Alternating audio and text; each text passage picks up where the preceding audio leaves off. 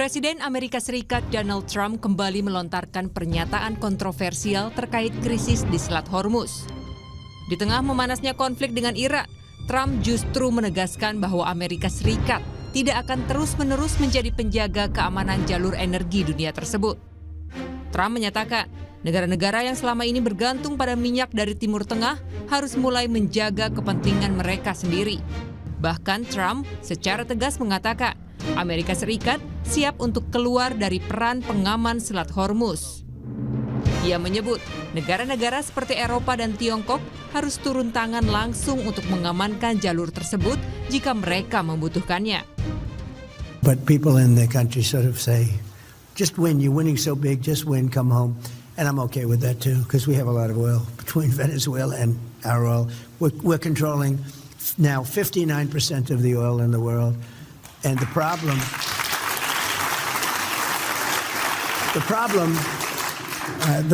that we have is we really don't need any more oil. It'd be nice to take it, but we don't need it.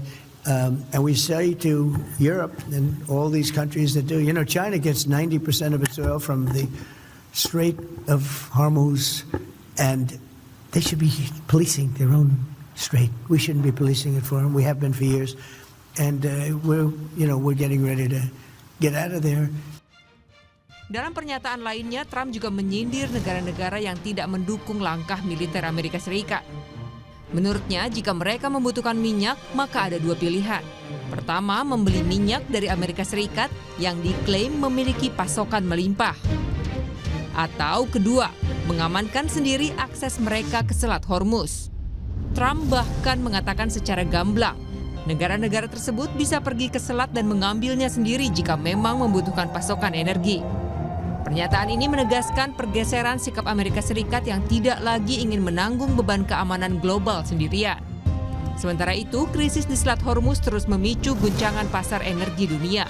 Sekitar 20% pasokan minyak global melewati jalur ini, dan gangguan yang terjadi telah mendorong kenaikan harga minyak secara signifikan.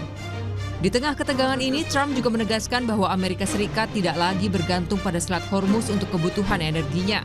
Dan karena itu, sekutu-sekutu Amerika diminta untuk mengambil tanggung jawab lebih besar, termasuk dalam mengamankan jalur distribusi minyak mereka sendiri.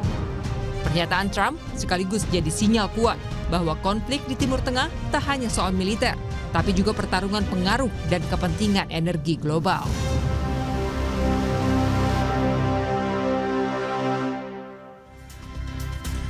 Ya, Saudara, Donald Trump menyebut Amerika Serikat tidak lagi membutuhkan Selat Hormuz, bahkan membuka opsi untuk keluar dari ketergantungan jalur strategis tersebut. Trump juga menegaskan bahwa produksi minyak domestik AS saat ini sudah melimpah dan tidak bergantung pada pasokan energi dari kawasan Teluk. Pernyataan ini tentu memicu tanda tanya besar. Apakah benar Amerika Serikat sudah sepenuhnya mandiri dalam energi? Dan jika AS benar-benar mengurangi perannya di Selat Hormuz, bagaimana dampaknya terhadap stabilitas global? Untuk membahas lebih dalam, kita akan berdiskusi bersama Evata Filomeno Duarte, dosen ilmu politik Universitas Udayana. Selamat sore, Mas Evata. Selamat sore, Mbak Ilona. Ya, Mas Evata, seberapa realistis pernyataan Trump dan apakah ini menunjukkan sikap Trump yang lagi ngambek sama negara sekutunya?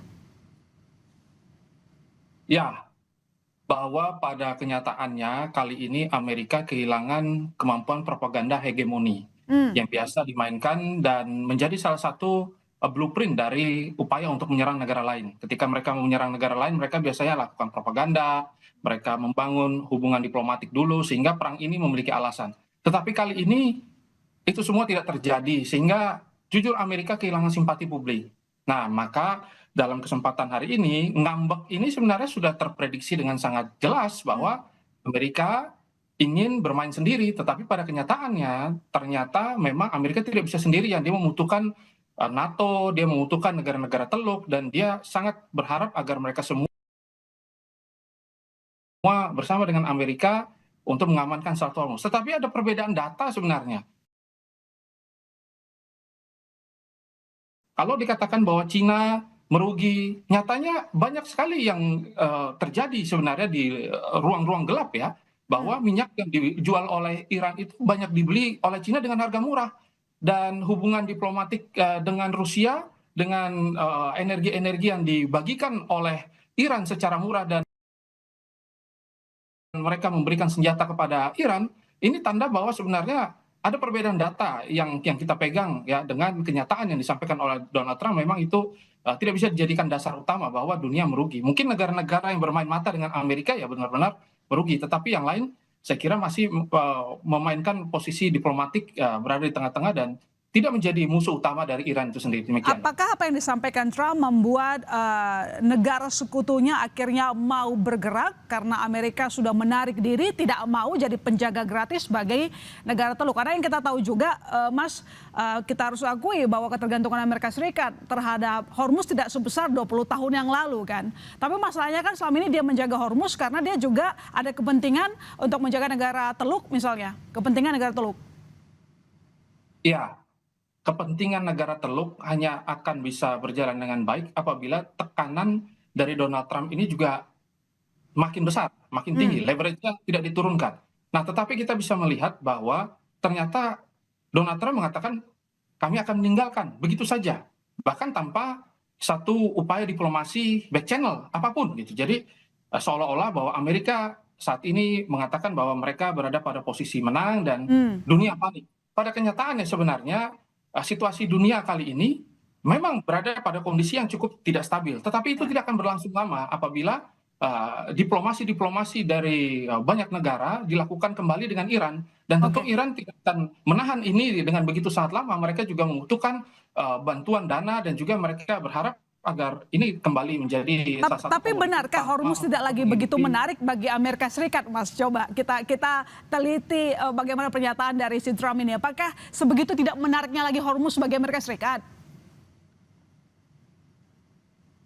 Ya, Amerika doktrinnya security energi. Awalnya dia ingin mengacaukan Iran, terus dia ingin mengatakan bahwa untuk melintasi cara adalah dengan mengandalkan, tetapi ranjau-ranjau yang dititip di sana ternyata malah merugikan. Ya, maka war premium risk ini kan naik total gitu dan banyak perusahaannya akhirnya mencabut. Sehingga kalau ditanya apakah titik utama dari Amerika sangat membutuhkan ini, mereka punya produksi sendiri, mereka punya cadangan sendiri, tetapi mereka tergantung juga dari Selat Hormuz itu sendiri gitu. Jadi memang dia tidak bisa tinggalkan begitu saja. Maka penumpukan pasukan ini menjaga kepentingannya juga begitu. Tidak serta-merta ditinggalkan dan dianggap tidak menguntungkan sama sekali menjaga Selat Hormuz.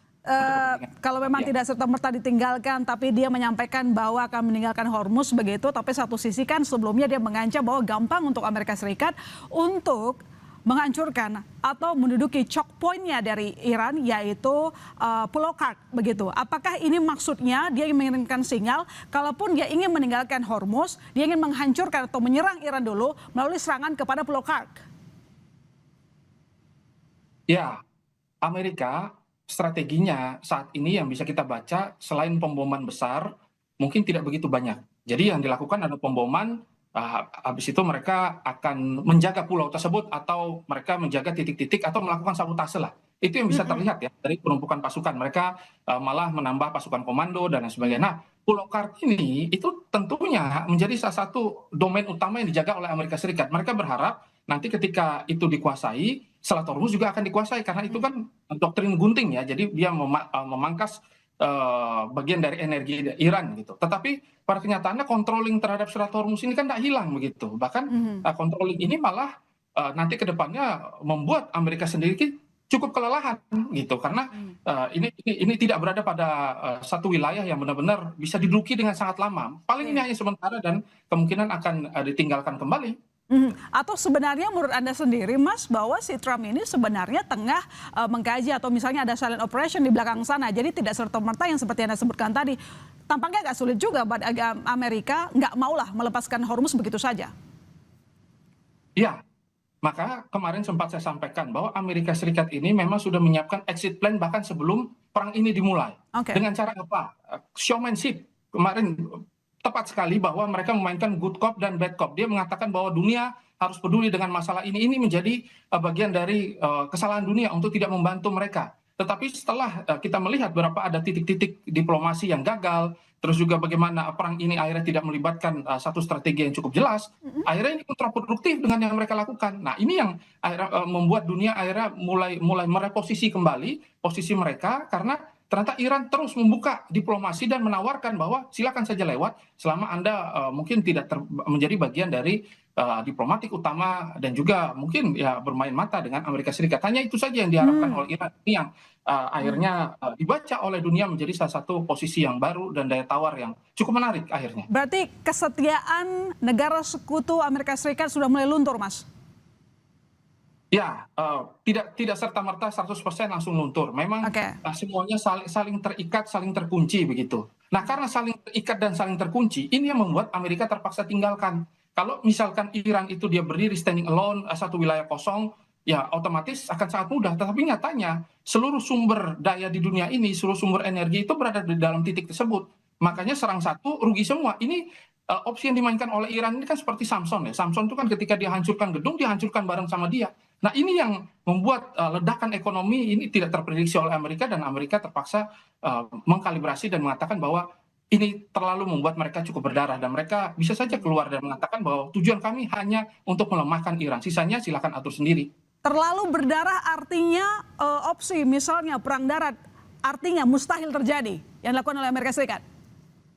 Donald Trump sendiri mengatakan bahwa opsi boots on ground ya untuk merontokkan kota terus melakukan serangan secara total itu tidak menjadi opsi utama. Tapi kalau Pulau Kark tetap menjadi opsi utama karena ini ada kepentingan Amerika di sana ya.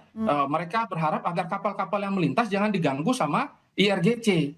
Tapi kalau nanti nyatanya diganggu terus segala macam, itu makanya fungsi dari opsi serangan darat yang mereka harapkan. Nah ini yang saya lihat menjadi salah satu poin ya, yang kenapa mereka melakukan penumpukan, dan Israel juga melakukan bantuan-bantuan dan manuver-manuver terus seperti biasa.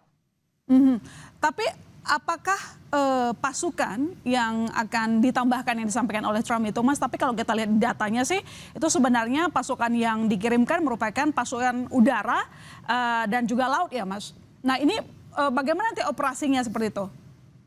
Ya, pertama mereka pasti akan mungkin ya untuk sementara mereka akan menyerah titik PLN utama atau titik listrik. Ini yang apakah langsung sampai ke Pulau Kark, Mas? Gampang nggak mencapai sana? Mereka Pulau Kark itu menjadi domain utama. Nanti setelah mereka hancurkan titik itu, titik pusat-pusat listrik itu kan semua produksi rudal dari Iran ini kan berkurang.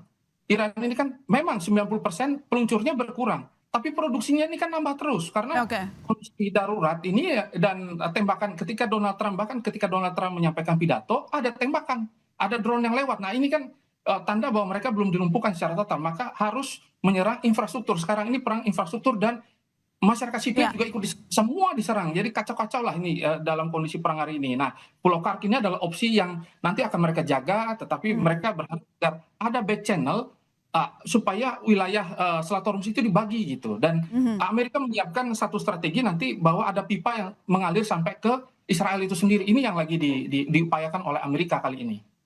Tapi Mas, kalau memang jika benar-benar Amerika Serikat menarik diri dari peran strategisnya di Selat Hormuz, apa nanti skenario-skenario yang mungkin terjadi di Selat Hormuz? Ya, kalau Amerika menarik diri, otomatis ya negara-negara di dunia bisa terdampak. Kita bisa melihat bahwa sebenarnya titik-titik utama dari energi terkait dengan minyak, ya LNG, terus juga dengan pusat-pusat teknologi, mereka membutuhkan bahan baku yang begitu sangat. Mereka di Selat Hormuz itu kan bukan cuma mengaliri terkait dengan minyak saja, ada banyak komponen dan suku cadang yang memang itu berada dan dikuasai oleh Iran begitu, dan juga beberapa negara-negara Teluk. Nah cukup mereka ganggu itu saja, ketika misalnya kita punya perusahaan dan shipping itu terhambat 5 bulan atau 5 minggu dengan situasi politik yang tidak jelas, maka kebangkrutan akan terjadi. Dan juga pupuk yang dikuasai oleh beberapa negara saja termasuk Cina, ketika itu terhambat maka akan ada kelaparan. Inilah cok poin yang salah waktu itu. Harusnya mereka fokus pada pengurangan terhadap nuklir, bukan masuk pada Hormuz. Nah, Selat Hormuz ini malah menjadi cok poin yang enak sekali dipegang oleh Iran dan sulit akhirnya dibalikan situasinya. Oke, dengan buruk risiko yang tadi Anda prediksi, lantas opsi apa yang mungkin akan terjadi pada negara sekutu Amerika Serikat? Apakah mereka akan memenuhi permintaan dari Trump yang selama ini meminta bantuan tapi selama ini ditolak juga oleh negara sekutu, atau sebaliknya bahwa mereka akan melakukan negosiasi sendiri tanpa bayang-bayang Amerika? Ya, untuk situasi tersebut memang back channel yang masih bermain ya, jadi diplomasi tidak secara terlihat gitu, tetapi Ya. mereka mulai mendiskusikan. Akan tetapi kita bisa melihat bahwa kenapa mereka mau melakukan diplomasi? Karena titik-titik utama sipil mereka, terus juga titik-titik infrastruktur vital mereka itu ditarget oleh Iran begitu. Nah ini kan akhirnya membuat mereka, waduh ini kalau kita lakukan satu serangan yang benar-benar berani nanti ke depannya ketika diserang balik, maka yang rugi adalah masyarakat. Nah ketika perang ini akhirnya tidak menjaga moralitas tersebut, malah merugikan Oke. semua pihak. Kemungkinan mereka tidak meninggalkan karena mereka sangat butuh teknologi Amerika. Kita lihat bahwa Arab Saudi itu sangat mengharapkan Amerika nanti membangun Vision 2030-nya, UAE, terus juga Bahrain ya, dan negara-negara Qatar sangat membutuhkan Amerika, tetapi terpaksa semuanya nyari remis gitu karena udah deadlock ini. Ini perang kalau dilanjutkan malah akan sulit, dan hegemoni Iran malah tambah kuat hari ini. Nah ini yang malah membuat mereka terpaksa harus menekan dan membutuhkan Amerika dan memohon agar Amerika tetap stay di sana. Itu yang disampaikan oleh Donald Trump sebenarnya di balik itu. Baik, terima kasih Mas Evata atas diskusi di Sapa Indonesia Malam. Selamat malam Mas Evata.